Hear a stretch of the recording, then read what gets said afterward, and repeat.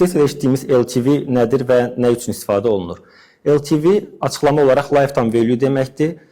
Azərbaycan dilində tərcümədən müştərinin həyat dəyəri.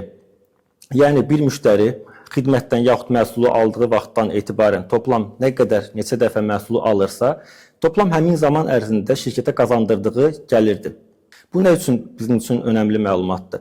Bəzən müştəri reklam vasitəsilə cəlb etmişiksə, müştəri bizə ilk alışından sonra şirkətə qazanc verməyə bilər. Yəni ilk satışdan biz zərər etmiş ola bilər. Çünki müştərini cəlb etmək üçün müəyyən bir vəsait xərclənibdir.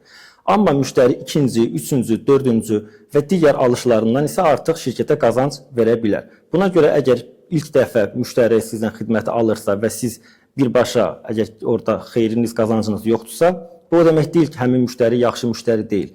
Bu müştərinin zaman ömrünü artırmalıyıq. Yəni bu müştəri ikinci, üçüncü və neçə alışda bizə artıq qazanc qazandıracaqsa, buna fokuslanmalıyıq və mümkün qədər müştəriyə daha çox həmin xidmət yaxud məhsul satmağa çalışmalıyıq.